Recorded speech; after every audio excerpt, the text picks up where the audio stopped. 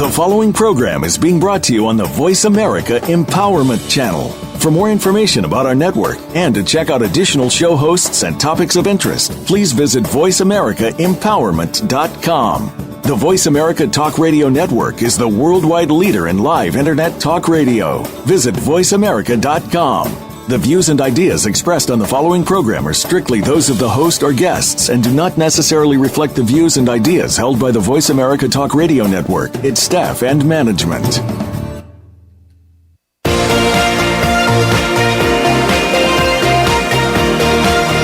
Welcome to Living Well with Ann Beal. Our show is a health show, a lifestyle show, and an empowerment show rolled into one.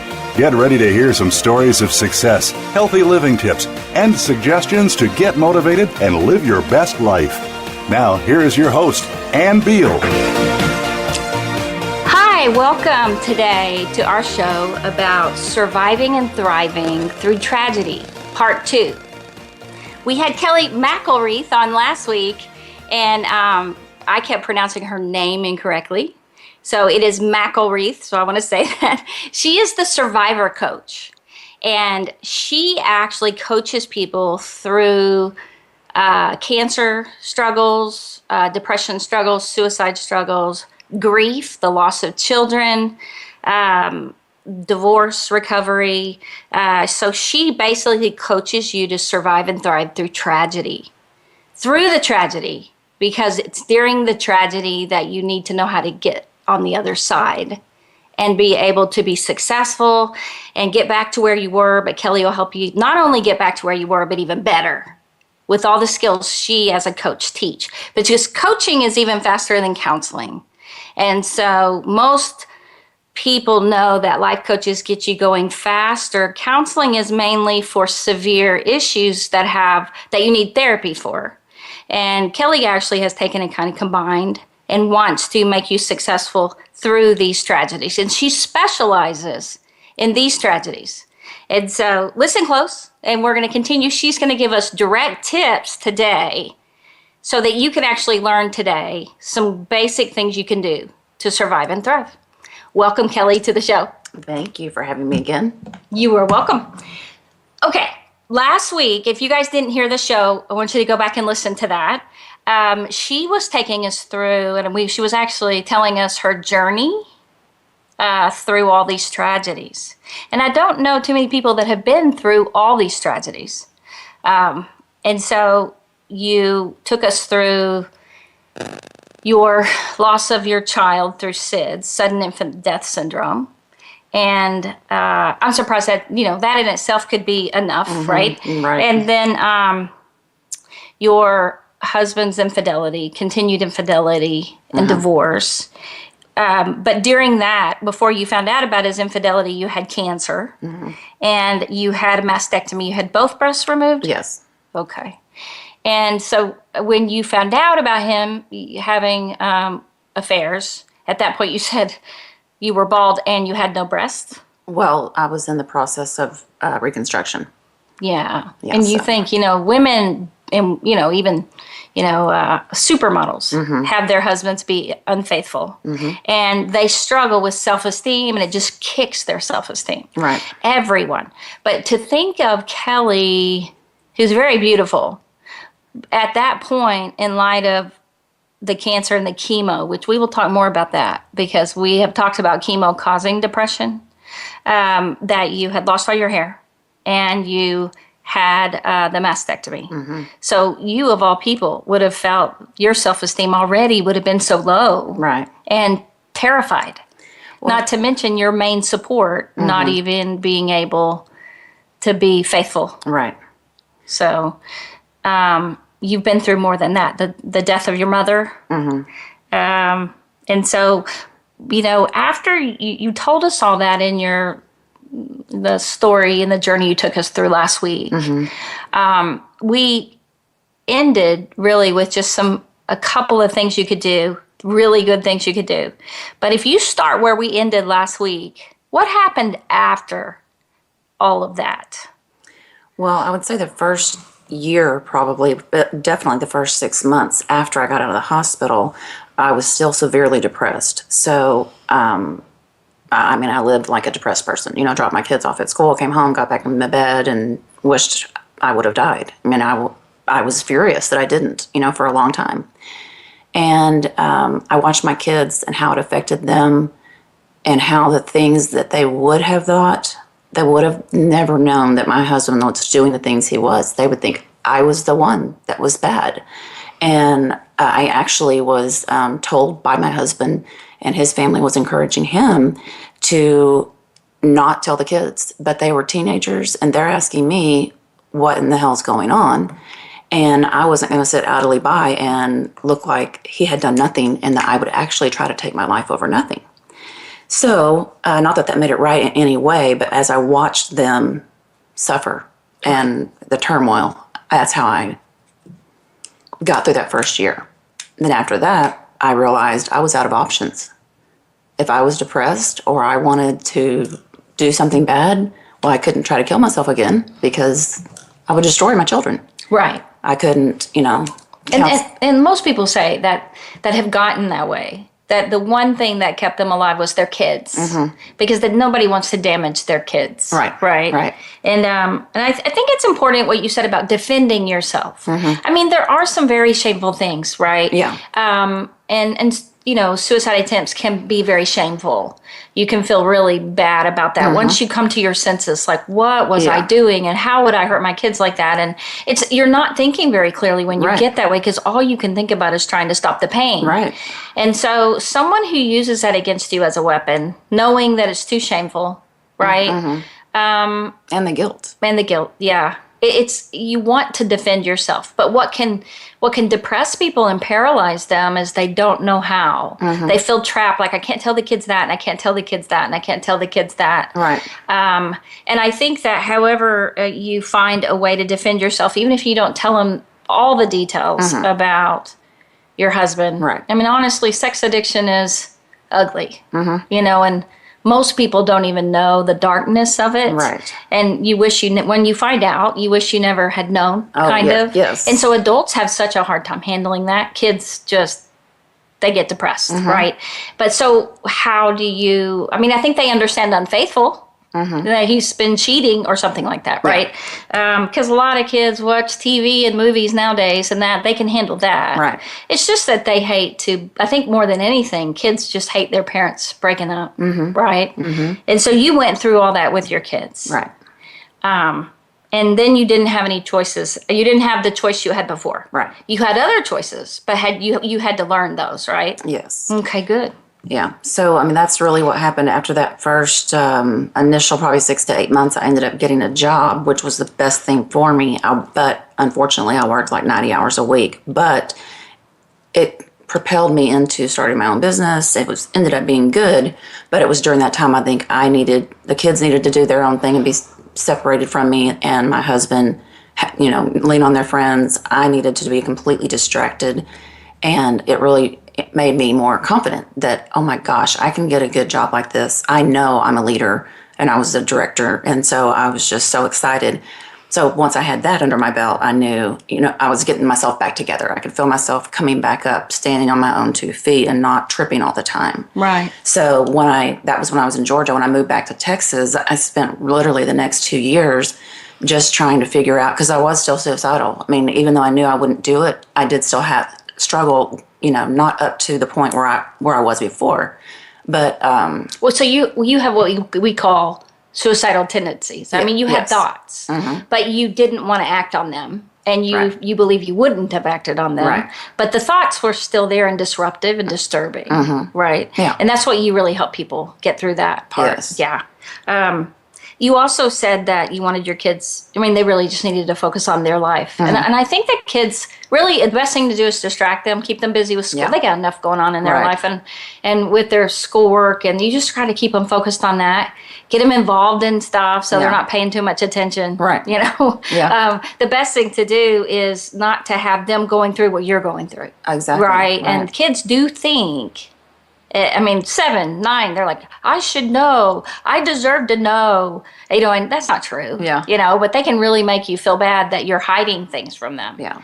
But we do that to protect them. Okay, hiding and keeping things that would damage them and only telling them what they need to know, right, is to protect them. And it's not the same thing as your husband saying, "I'm only telling you, Kelly, what you need to know because I'm trying to protect you," right? Right. Okay. And I've actually heard those exact words. Yes, it's not the same. So you were really doing good things for your kids, you know. And so then you came to Texas, and so you said 2 years. 2 years of you working, recovering, and work really does help. Yeah, it really Whether does. it be volunteering, you know, whether you're working for free, working for money, anything like that it really helps you get your identity back. Yes. And that's what coaching does. I mean, I've had moments where I've had a really rough time, and then I have a call with my client, and I got off the phone and I think, oh my gosh, it's just, I love what I do. Yes. You know, anytime I can help someone else, it helps me greatly. Well, and it also helps you get focused on what's important. Yeah. You know, and I think that everyone can get caught up in little details. We were at a hotel this past weekend, and there are all these little things, right, that we were just frustrated. And right before our eyes, this lady fell. She passed out before she fell. I think she was having an epileptic seizure on the way down. Oh my gosh. And so she hit her head and she started seizuring, and we were helping her and, you know, make sure she wasn't choking, all that for it was the longest seizure I've ever seen. And she woke up. She didn't know where she was. She didn't know what day it was. I mean, things like that. And so we got her the help, got her, you know, medical help to emergency room and all that kind of stuff. And after that, we thought, what is wrong with us? You know? That is so stupid what we were stressing about and what we were, you know, frustrated about. Yeah. It is so little.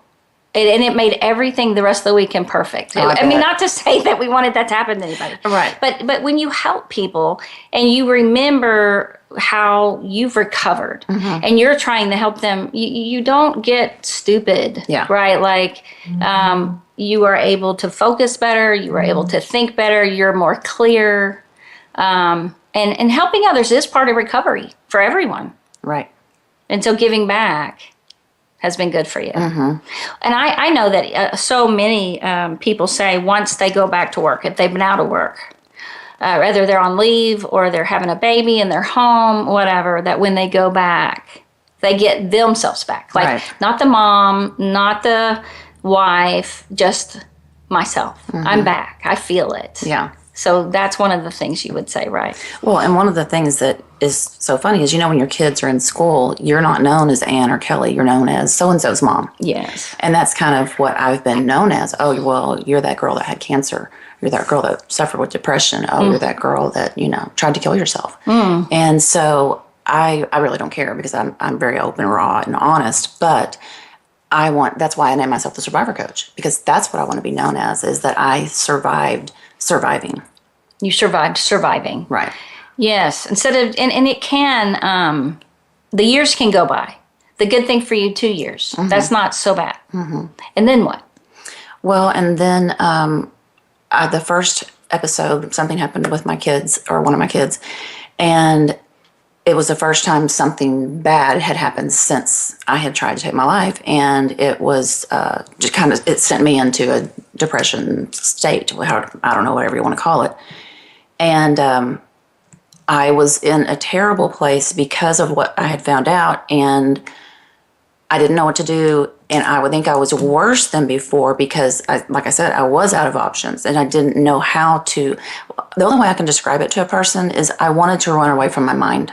No, I know. And you wish you could run. Yes. I mean, some people try. Yeah. They just try. They drive. Well, I had yeah. a lady drive. She was just driving. She called me, and I'm like, where are you? Well, I ran away.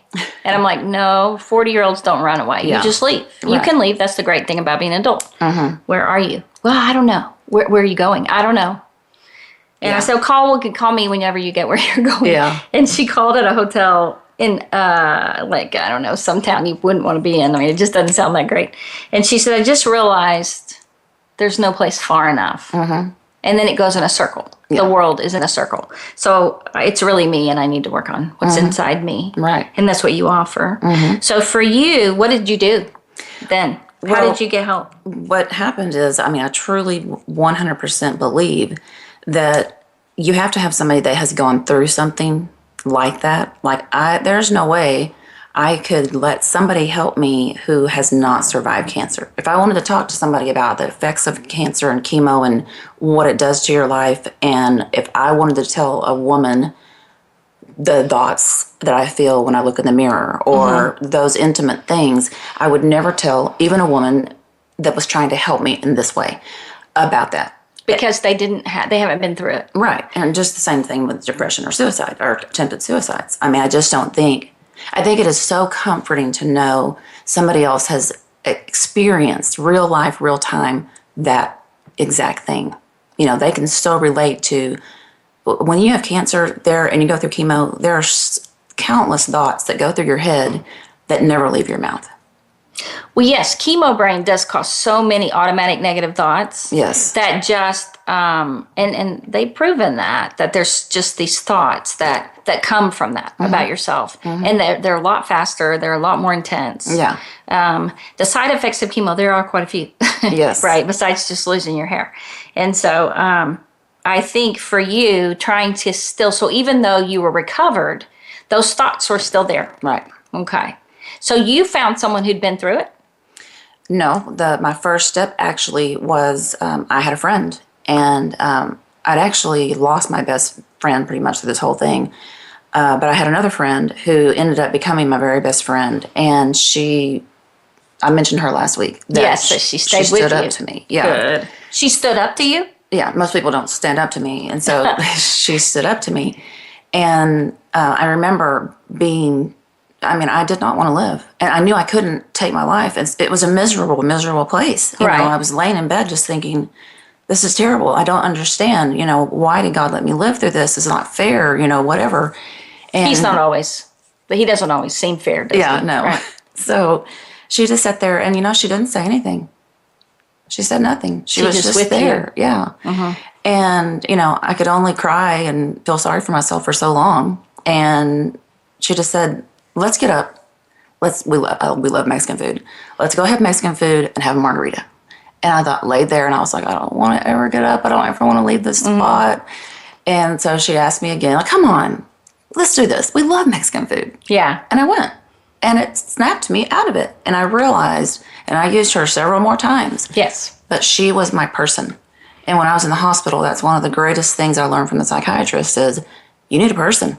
You need a person. You need a person that knows what to do. And it only takes one. Yes. That's the thing, to have one friend. Yes. And you know, it's interesting because in the book of Job had 4, and 3 of them were stupid. Yeah. Right? They were just like, to have someone around to say stupid things, that doesn't help. Even his wife. So that one, even his wife, you must have done something, you know. And so having the best person for him was the one that just sat with him. And didn't say anything. I mean, he didn't know what to say, so he didn't say anything. But he was there, and he was always there. And we all need that person that's just there. And so even if they've not been through it, the key is someone. And so making friends is so important. You just got to have friends. How do you make friends? Well, it doesn't take very many. And I think to know that one being there. And when you are, and I know this happened to you, when you're going through stuff like that, were you surprised who like the friends that came through for you weren't necessarily the ones you thought? Exactly. Yeah. Yes, I definitely had my very best friend in the entire world completely abandon me. I got home February 5th from the hospital, and I moved to Texas in June. By July 4th, I got a text message that said, me and my husband are washing my hands of you. That was the exact words.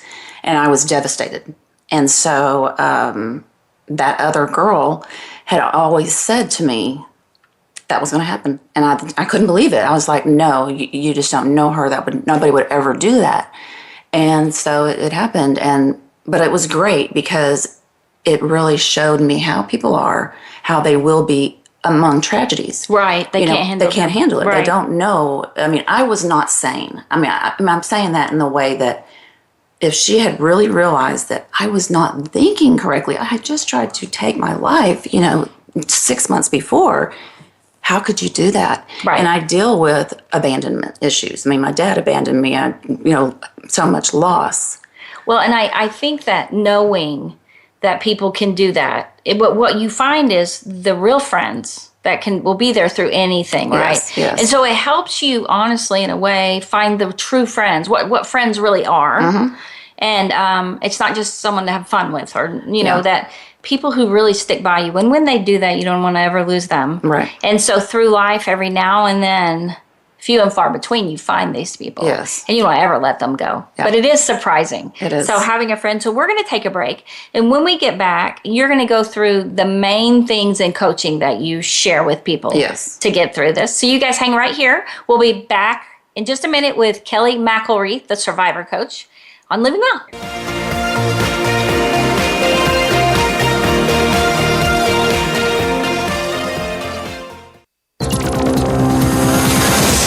It's your world. Motivate, change, succeed. VoiceAmericaEmpowerment.com.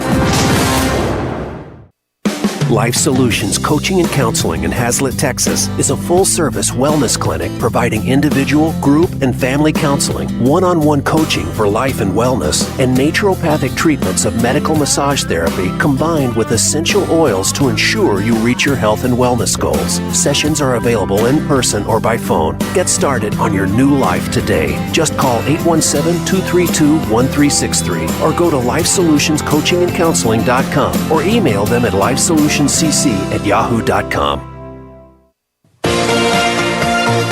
Sunshine Herbs in Saginaw, Texas, on Main Street, Business 287, has all of your supplement needs and healthy food products. So, my suggestion for you, visit Sunshine Herbs today and let their knowledgeable staff who know all their products and their naturopathic doctor lead you to a life of health and wellness so that you too can live well.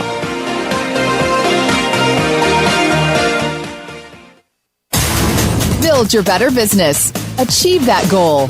Make good on that resolution. The Voice America Empowerment Channel. It's your world. Motivate, change, succeed.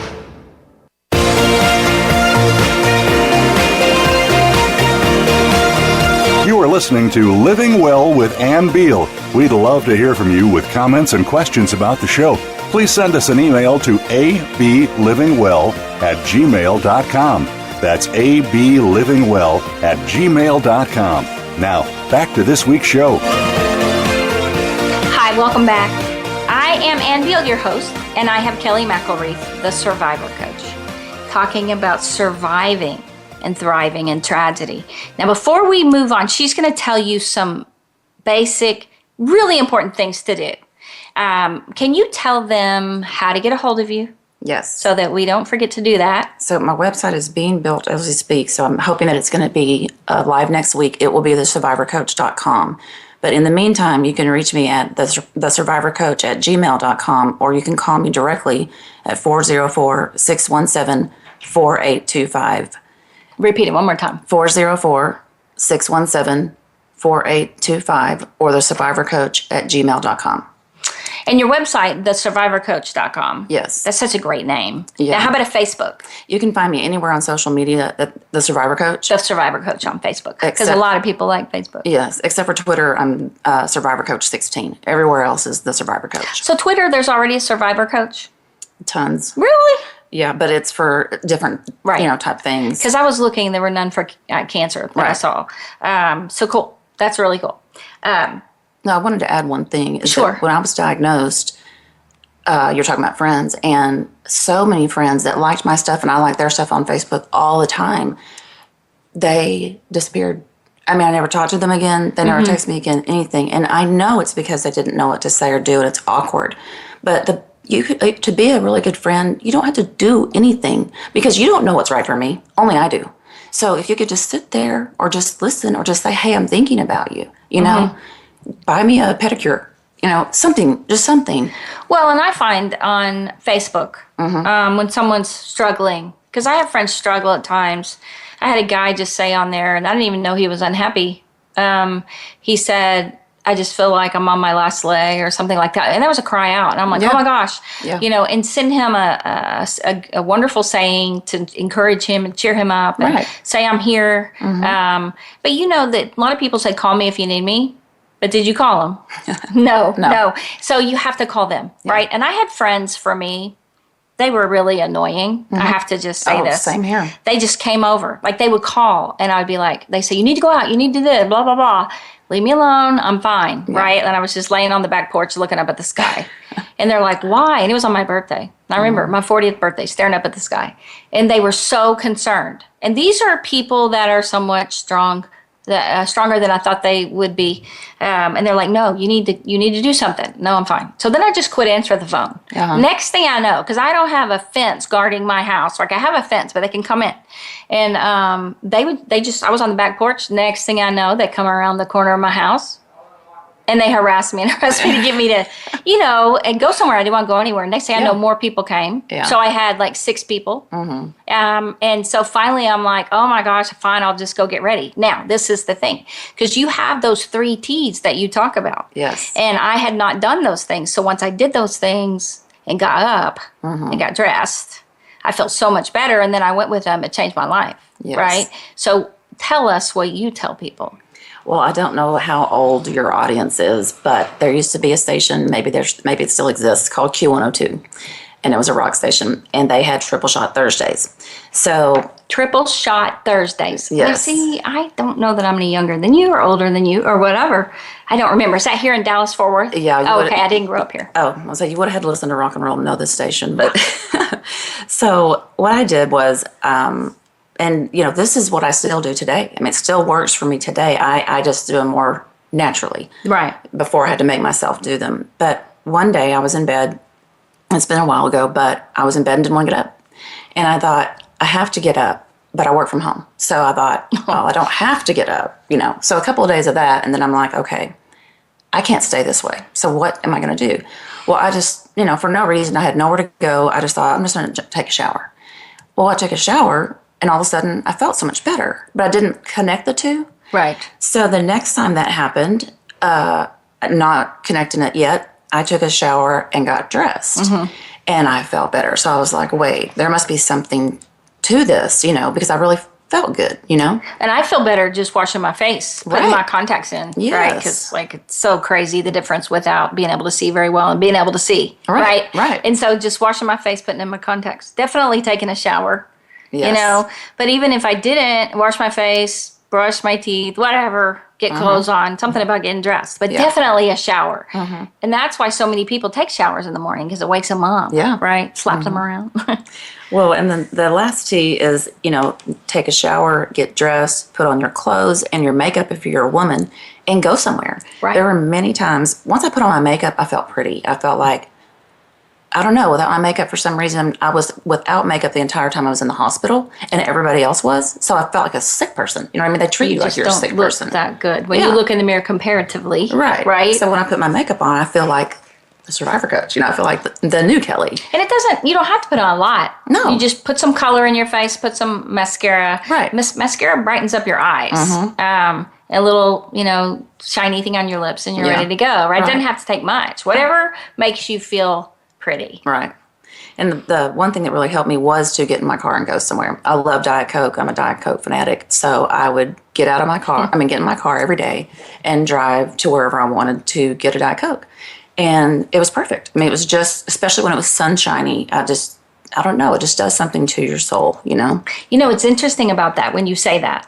Because when I was in California and I was pregnant, and I had moved to Oxnard, where no one, it was really country. Then now it's where the cowboys are and all that. There wasn't really much there. And so I was home because I was about to have the baby soon. And my favorite thing to do, it was crazy. I think it's funny now, but it worked. I walked to this little mall close by, and Sears had the chocolate stars. They had the candy counter then, they don't now, and I'd get chocolate stars. I'd go to the movie theater, get a Diet Coke, strange combination, and I would just sit there, and it would feel so pleasant. And so chocolate and Diet Coke. And so, it's kind of funny because my daughter says that she got introduced to chocolate in the womb and Diet Coke in the womb. But, and then the next time later, when I was really getting down, being a stay-at-home mom, without feeling like I didn't have a lot going on, Diet Coke, it's weird. Just going out and driving through McDonald's and getting a Diet Coke changed my life. It's crazy. Oh, I know. It is crazy. And some people will say that about Starbucks. that just driving through something about Starbucks, they swear there's something addictive in it. Yeah. And we know there's something addictive in the Diet Cokes. Yeah. Right? Yeah. It makes you feel better. So what else? So one thing to add to the taking shower part, once you get that part down, and it's pretty natural that you know that's your antidote to being depressed for the whole day, is to make your bed. I've always made my bed, but when I was depressed, I would sometimes not. Right. And so I realized one day when I was making my bed up, sometimes I'll just loosely make it, but I made it up really nice and put my pillows on it. And I love it when it's like that. And I was looking at it and I thought, you know what? This is setting my intention for the day that I'm going to be back here tonight. And it was just the wildest thing because I thought, I am never going to not make my bed again. Because when I made my bed, I knew it was a sign in my mind I was going to make it one more day. And there is something about making the bed. Like, I didn't really grow up having to make the bed. Sorry, Mom, if you're listening. I didn't mean to say that, but she had 6, so I can totally understand. But something about when you make it, it makes the whole room look better. It's like, even if nothing else is picked up, the room looks so much better and you feel better. Right. And it's like, it's such a simple thing. And you don't have to be perfect. Okay, my husband, it's so beautiful and he makes it up. And if I'm in a hurry, even just putting it up, putting the pillows in the pillowcase, all that, it looks good. Right. And it feels good. And it's just you go, those deep breaths. Going. Well, one wonderful thing is about coaching. I love coaching because coaching is all about just asking questions. I believe 100% within my own self that everyone knows the answers to their problems. They just need a little help on how to find those answers within them. And so I was thinking the other day about this, how many times after I tried to commit suicide that I would, in my mind, think, I wish I could just jump off the bridge. It would just cross my mind. And so I started thinking, after cancer, I thought that several times, just that's how suicidal people are, if you have suicidal thoughts. And I thought to myself, as a coach, that I would ask somebody, if you're on this side of the bridge, and imagine later you are, on the other side of the bridge. Well, if you had to name the bridge, what would it be? And I thought about every time I coach myself through all the tragedies I've been through, like cancer, that bridge would be my boobs, my femininity, the medicine I had to take that I had no choice in, how unfair it was, my husband doing what he did during the worst time of my life. That was the bridge. Right. Well, once I started talking about it to myself, I feel better. And then I think about, when I did, that bridge was, my husband was not empathetic to me. He was a completely different person. I'd been married for a very long time to the most amazing man ever. And now I don't even know this man. Yeah, they lose themselves and they become people that you never knew. And they can't feel very deeply for you or anyone else. Yeah. And so that aloofness, that lack of empathy is very hard on anyone, especially with what you were going through. Yeah. And that's the reason that most people that suffer the loss of a child don't make it in their marriages, because I think men handle it kind of right away, however, and women handle it very differently. Yeah. Most of the time. I mean, there are times it's different, but yeah, most of the time. And it's hard when people are handling tragedy differently together, right? Yes. And I think what everyone needs is someone who's not suffering through a tragedy to help them, And but you had crossed many bridges and survived all of them, right? And that's a really good way to look at it. And I think that being able to put it aside, like that part of the brain, those automatic negative thoughts that Dr. Amen calls ants. You stamp out those ants. You ignore those ants, or that they'll come. Your brain will lie to you. Your brain will say stupid things at times. And that's why it's really important in coaching. They have you make a list of those stupid things it says. Right. And so that you know what they are, you know what they sound like. So when it happens, you can recognize them immediately. And that whole jumping off the bridge thing is one of them, right? It's a very childish way of coming up with an answer. But you're an adult now. And it's weird. We still have that child brain that comes up with some of the stupidest things. And I mean, honestly, it comes up with things and then it shames you for even thinking it. Yeah, yes. Like if you tells you to eat the cookie, if you're on a diet, go ahead and eat the cookie. Like, just worry about it tomorrow. Then you eat the cookie, immediately like, oh my gosh, I can't believe you. I thought you were dieting. Right. Like, it just is such a crazy, childish part of the brain. And so it comes up with options that are very childish, and it doesn't think long term. It's not thinking them through. Like I had a 5th grader, just, he didn't want to be in choir, so he just stopped doing his work. And he just knew that if he made an F or a bunch of Fs, he can't do anything extracurricular. So he'll just stop his work. That is a childish brain, right? Because then I'm like, wow, so are you going to go summer school? Are you going to repeat the grade? And then he was like, what? Okay. Because it doesn't think about that, right? You can't flunk and not have to go to summer school. Yeah. So that's not what he wanted. And that's that part of the brain. And so it comes up with stupid ideas to help you with your pain. And that would be one of those. And so knowing to just put that aside, that doesn't work. Yeah. It would be very painful. And you just don't do that and set it aside. So by looking at it that way was good. Okay, give us a couple more before break. So one of the things that I did when I got divorced and when I had cancer, really since then, and I still do it today, is I make me on Spotify a happy list. And so when I got divorced, that list was called I'm Free. Now that's music. Spotify is a music app. Yes, I created a list of music songs that I love that would really just cheer me up. And so when I got divorced, my list was called I'm Free, and I would have things like Taylor Swift, We Are Never Getting Back Together. I love those songs. Isn't it crazy? Yes. Those women power songs or power songs. Okay, if you're not a woman, I'm sorry, but there are songs that make you feel better. Yes, Kelly Clarkson has a bunch of them, and Pink, But then I also have another list for, like right now, I have certain songs, like there's certain worship songs I adore, and it makes me feel comforted and safe and secure. And then there's another list that's just Maroon 5. I love. If I listen to Maroon 5, I'm going to feel good. And it's amazing what music can really do because, there's a saying that music, when you're okay, right, you just listen to it. It's fun and it makes you happy. But when you've gone through stuff, then you listen to the lyrics. Yes. And it really means something to you. Yeah, and I have so many people say, but that song, like the Maroon 5, their newest, some of their new songs. Yeah. I love the music and I love the wedding video with all the brides. Yes. But at one point I said something to my daughter about, what is he saying there? And she explained it. I'm like, okay, that's what I thought. That's bad. That's just bad. And she said, Mom, why you listen to the words? It's the music, right? And I'm like, I can't help but hear the words. So just ignore the words of some of the Maroon 5 songs and let the music take you away, right? But Mercy Me, some of the Christian songs out there that make you feel so, so good and worshipful, and know the Lord has you and holds you and takes care of you. And it really helps you get clear on who you are. And you have a purpose and a mission, which you're doing right now. Yes. Well, the interesting thing is if you find an artist like Mercy Me, one of my favorites, Jeremy Camp, and you really like the lyrics to their songs, look up their bios. Jeremy Camp married a girl and lost her to cancer. Mercy Me has a story. Usually those people have a really awesome story. Stephen Curtis Chapman lost a daughter. Oh my gosh, that was terrible. Yeah. So you don't come up with those lyrics by not going through some really tough stuff. Yeah, that's a really good idea when you hear a song that really pulls you through. What did they go through to write that song? Yeah. Yeah. And the song, there's so many. Okay, those are really good ideas. One more.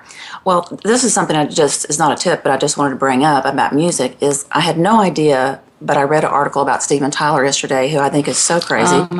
He's awesome. Years ago, when he came up with Janie's Got a Gun, I love the song. I had no idea what the song was about till I read this article yesterday. And it was about a girl named Janie that shot her dad for sexually abusing her. And so now he has a whole organization that he's called Janie's Fund. And he helps tons of women that have gone through sexual abuse. Well, and Steven Tyler has so many stories, right? Like, he's such a great guy that way. Yeah. And he puts his passion into his music. So many people don't have any idea. Yeah. And so those are great things to look back at other survivors. Right. And that have written songs or written books. So, guys, we're going to go to break. Again, if you want to coach with Kelly or reach Kelly or talk to Kelly, Kelly McElreath of SurvivorCoach.com, which is going to be ready in a couple weeks. Yes. The Survivor Coach on Facebook, and your email, thesurvivorcoach@gmail.com. Yes. And then give your phone number one more time. 404-617-4825. Now, where are you located? I'm in McKinney, Texas. McKinney, Texas, which is just north of Plano, which is just north of Dallas, right? Yeah. North. DFW area. The Dallas-Fort Worth Metroplex. Right now we're in Hazlet. I'm in Office Life Solutions. So guys, if you want to get a hold of me, you go through Life Solutions, coachingandcounseling.com. Or you can reach me, ablivingwell@gmail.com. So you can get a hold of us with any questions. And we're going to do some other podcasts on this, so you can call in. If you go to livewellshow.com, we're going to do them in the future, right? And so you can get more information.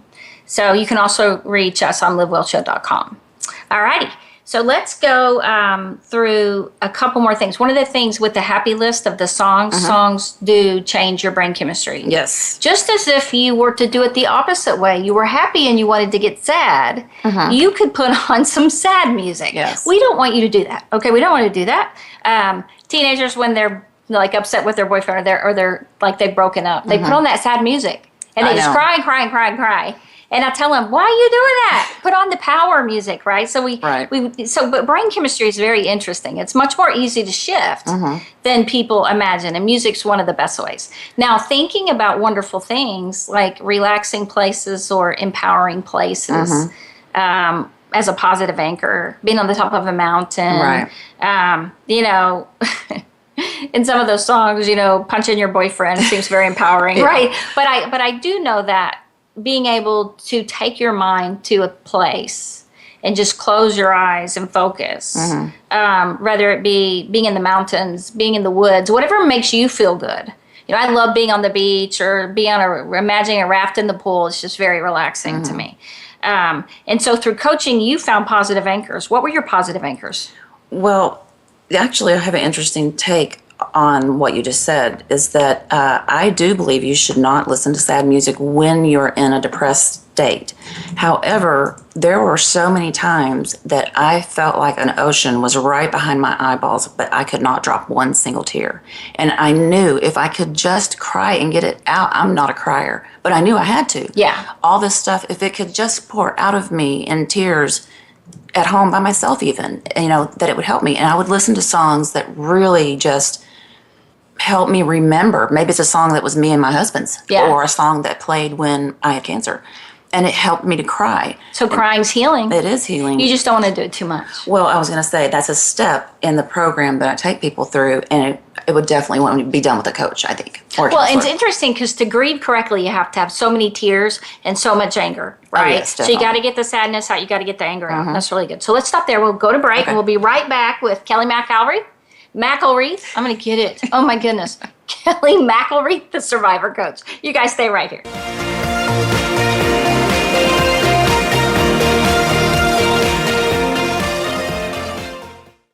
Follow us on Twitter for more great ideas at Voice America Empowerment. Sunshine Herbs in Saginaw, Texas, on Main Street, Business 287, has all of your supplement needs and healthy food products.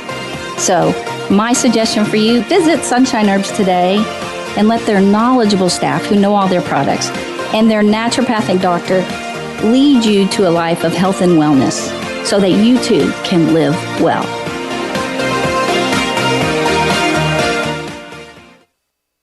Life Solutions Coaching and Counseling in Hazlet, Texas is a full-service wellness clinic providing individual, group, and family counseling, one-on-one coaching for life and wellness, and naturopathic treatments of medical massage therapy combined with essential oils to ensure you reach your health and wellness goals. Sessions are available in person or by phone. Get started on your new life today. Just call 817-232-1363 or go to LifeSolutionsCoachingandCounseling.com or email them at LifeSolutionsCC@yahoo.com. We're on Facebook along with some of the greatest minds of the world, and that includes you. Visit us on Facebook at Voice America Empowerment.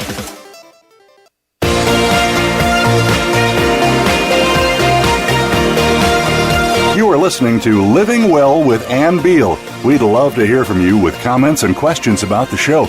Please send us an email to ablivingwell@gmail.com. That's ablivingwell@gmail.com. Now, back to this week's show. Welcome back. Kelly McElreath, the Survivor Coach, has wonderful tips for us on how to survive and thrive in the midst of tragedy, or even after tragedy if you start getting down, and you haven't come through it. And there are people that it's been a while and they still haven't gotten all the way through it. They're still depressed, and for me, mine was a slow recovery. It was definitely recovering, but I had quite a ways to come from, but it took me a long time. I don't want people to take that long. Don't take that long. Yeah. You can come to Kelly and or wherever you are, coaching can be done by phone. That's the great thing about coaching. And so she gave you her phone number. Give it one more time. 404-617-4825. And I do all my coaching over the phone. Yeah, her coaching's by phone. Now, if you're in the area, you can talk to her about, coming to some of her seminars. She just did one. Did you do it by YouTube? I'm doing Manic Mondays because Mondays are the hardest days for people, struggling. And nobody likes Mondays. No. So that's on the Survivor Coach Facebook fan page. And you can tune in there every Monday for 10 minutes at 10 o'clock called Manic Mondays. And what do you do? Well, I just talked about, believe it or not, I woke up that morning and my monthly friend came to visit. That's good. Yeah, and then I'm like, okay, I have 2 hours to prepare for this first one. I've never done a Facebook Live thing anyway.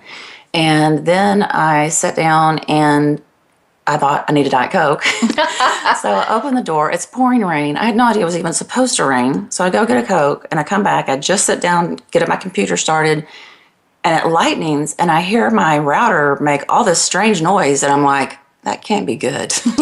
My TV was off and all of a sudden my internet was off. I couldn't get on the internet. That was a symbol of Manic Monday. Exactly. Right? Oh, yeah. I knew it had to happen. I should have known. Yeah. So I got in my car and literally drove till I found a signal and sat on the side of the road and did it.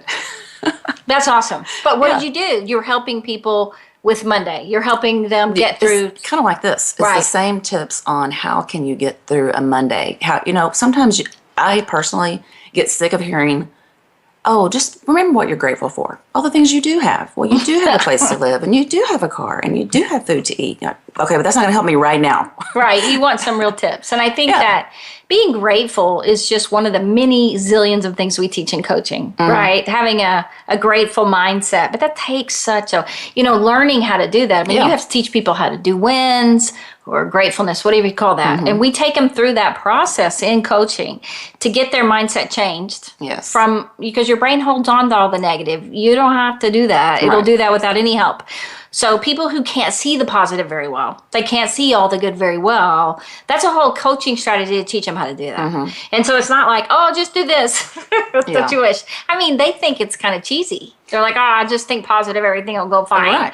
Right. And it's not true. It's a great example. What you just said about last weekend is that, you're getting irritated at these little things. Okay. And then once the woman fell, you're like, oh my gosh. And that's the same thing with gratitude. Yeah. In certain times, you do not want to hear that, and it's not going to help you. But I think it helps a mindset change. Yes. And I think that mindset is such a good name, such a good word they use for coaching. Yeah. But you can also, one of the great things after going through coaching is you can shift. Once you realize what's going on in your head, you can shift. Yeah. And so for me, it was like, that was a shift. And I probably should have journaled that day so I could have shifted. And we talk about journaling because that helps you think it through and it works. Your phone's doing some weird stuff there. And so shifting in your mind, once you realize, it's just realizing, no way, my brain's doing that automatic negative thoughts. It's focusing on the bad. Let me try to focus on the good. And so your Manic Mondays help them do that. Help them get in that mindset. Now, I like Mondays, but I'm weird. I just am weird. Yeah. I don't like going to work on Monday. Yeah. Is that what you mean? Well, yeah. Your weekend, like say this coming weekend, we'll be off on Monday. But, you spend, say, the summertime in Texas, we're always at the lake or doing something fun. And then Monday comes, you're like, I don't want to go back to work. I want to go kayaking. That's what I want to do. And so there are, it's the work part, right? Like having to do something you don't want to do, right? So you help them get through that because most people have to get up and go to work. And so that's really cool you offer that. And so there's more of these that you take them through. And I know you don't want to give it all away. And so I'm just letting her, I let her go through her list and only do certain things, because she has some really great coaching. So she can't give it all to you today. So that you got to follow up with Kelly to get more strategies. So just tell us some more, Kelly. So when I was first diagnosed with cancer, I'll never forget when I got the phone call. It's a reaction that you can't imagine making. I never thought I would react that way. But anyway, of course, my husband's crying, I'm crying, everybody knows crying, my kids are crying. And I thought, oh, this is terrible. There's just no way I can do this. So I had to do something. So I thought, okay, I'm going to watch only funny movies. I'm going to watch movies all the time. So I watched funny movies, and then, which was good, but I thought this wasn't good enough. Right. So there is a DVD series called Bananas, and it is hilarious. And you can find it mainly at Christian bookstores. But I bet you can find it on Amazon or somewhere, or Netflix, or even a website. Yes. Right. They are so funny. And then there is comedians. Jimmy Fallon completely cracks me up. He has a ton of different things, just whatever. You can look up on YouTube, literally people just acting stupid, I mean, I would watch America's Funniest Home Videos and just have it recorded, on my DVR.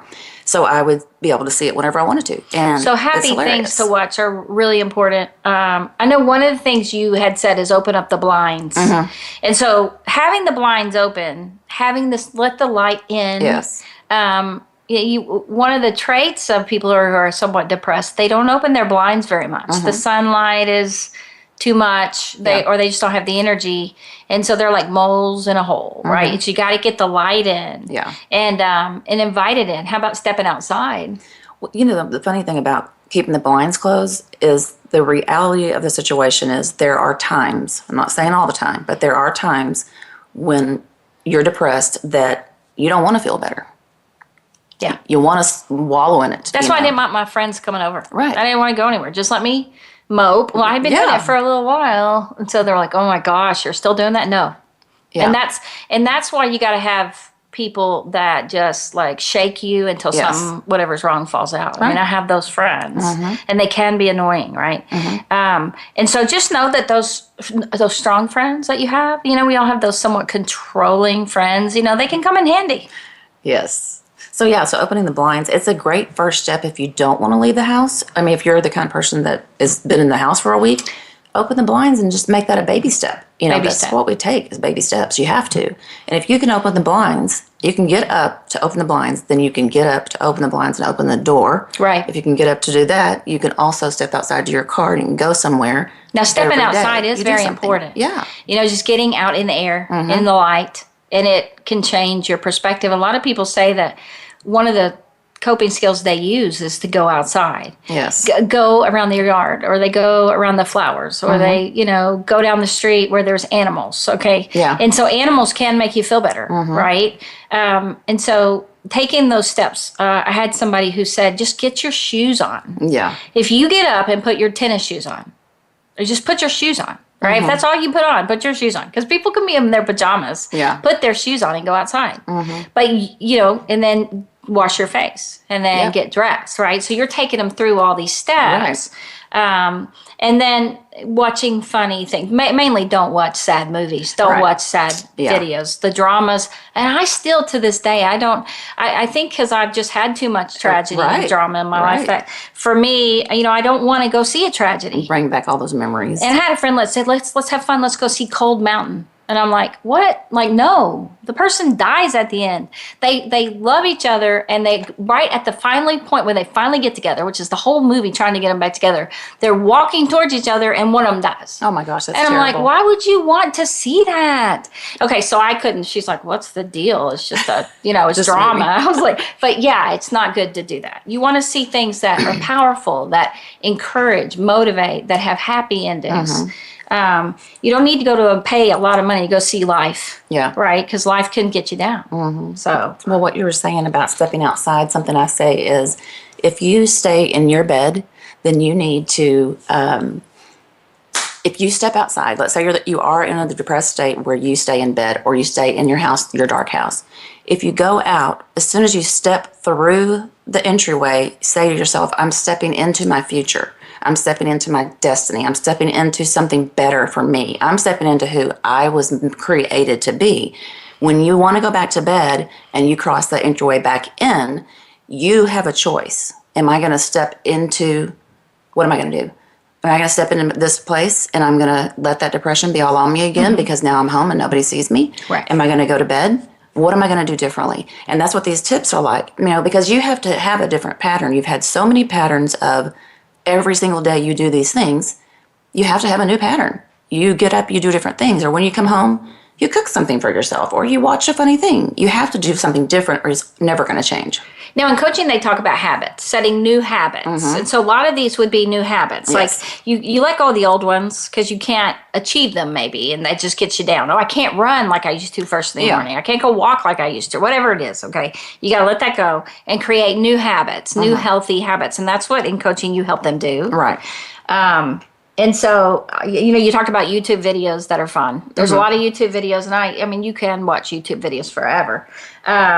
Looking at pictures or videos that bring you joy in the past, or cute baby pictures, anything like that. And so, I think one of the things you said, you have to prepare. And I wasn't sure exactly what you meant by that. That I had to prepare for. It said, I don't know, like going to a buffet. Oh, that's my biggest tip. Oh. I used to weigh over 200 pounds, and I lost it probably 10 years ago. You are kidding. No. Okay, that's just a small little detail you didn't tell me. Okay. Yes, so I lost it, and then what I learned was that I had to, if I like buffets.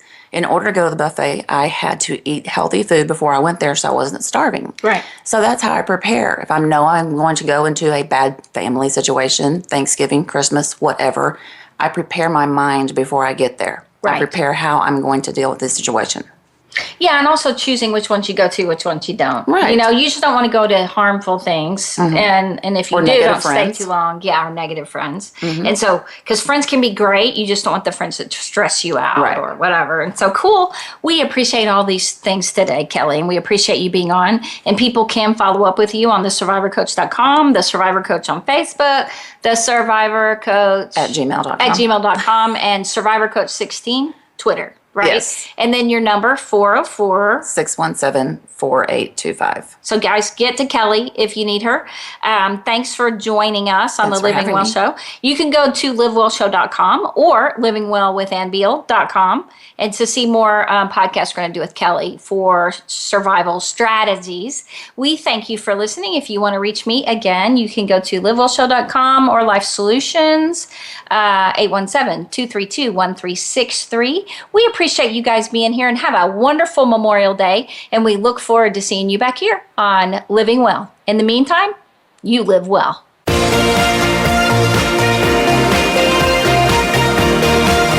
Thank you again for joining us. Living Well with Ann Beal airs live every Wednesday morning at 7 a.m. Pacific Time, 10 a.m. Eastern Time on the Voice America Empowerment Channel. We can't wait to see you again next week.